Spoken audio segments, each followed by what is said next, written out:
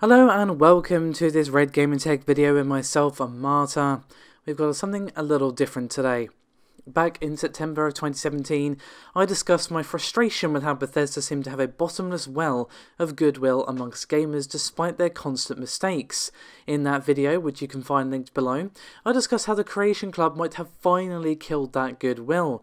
How naive I was to believe there weren't greater depths that Bethesda were going to sink to with the release of Fallout 76. But have no fear, this video isn't just going to be trashing Fallout 76. Safe to say, I think that topic has been done to death.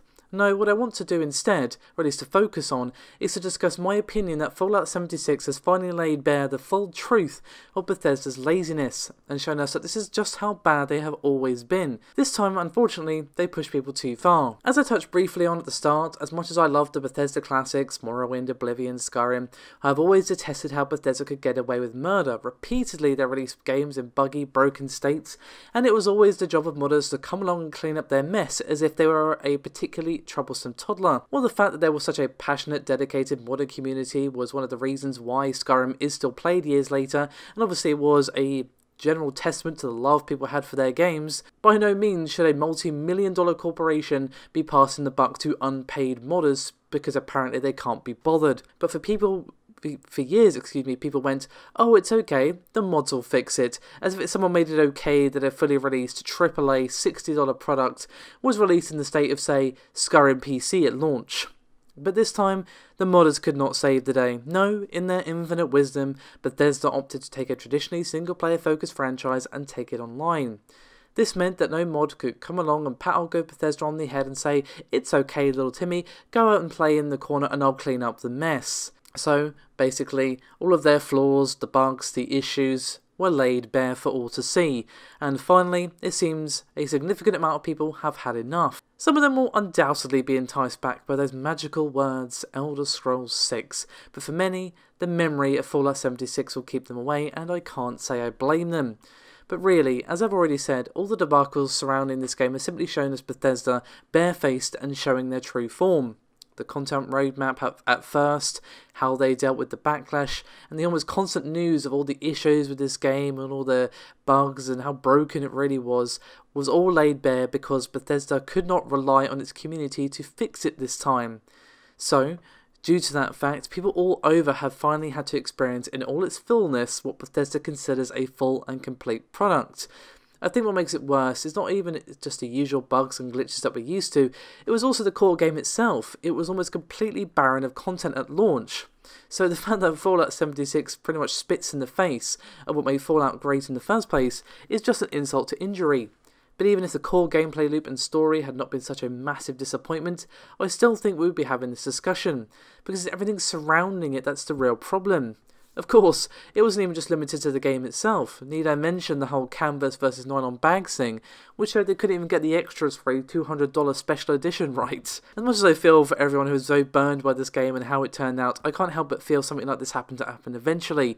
Bethesda was just far too comfortable and content, stuck in its old ways with no real motivation to improve or address their many flaws, because again, they were just used to their community backing them up, and of course Bethesda do make good games, so maybe, just maybe, this will be a learning experience.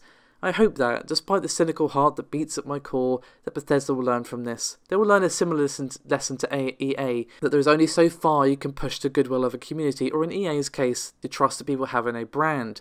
I am by no means saying that Bethesda are as bad as EA, or even that they make bad games, because that is just not true. Despite all of the problems and bugs and issues that, say, Skyrim had, it was still a great game at its core, otherwise people would not put the time and effort in to come along and fix it and make all these content patches years later. But what I am saying is that I hope they can take this harsh slap in the face and use it to deliver a better product in the future. They have definitely been making a real effort to improve the game post-launch, which is pretty admirable considering the firestorm this game has received. I'm sure those still playing appreciate it, and by no means saying that things haven't improved. But that doesn't make it okay that it ever released in the state that it did, or that it took this long to get to a decent place. The whole controversy surrounding this game is nothing short of a complete cluster mess, and it will go down as one of the most disappointing releases in recent history. Again, I just hope that we can see them take some truly hard lessons from everything that has happened with this game, but in honesty, Honestly, I really doubt it. The tip top of AAA is apparently a very rotten place, and it has apparently infected the attitudes of those at Bethesda as well.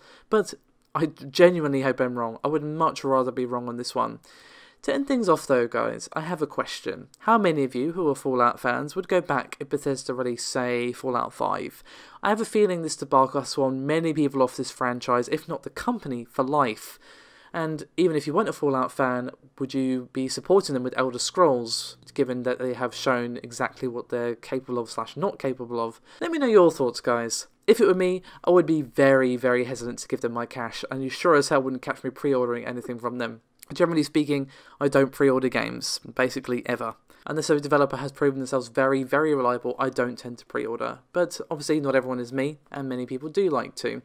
So, I'm curious, let me know guys, has this sworn you off Bethesda for good?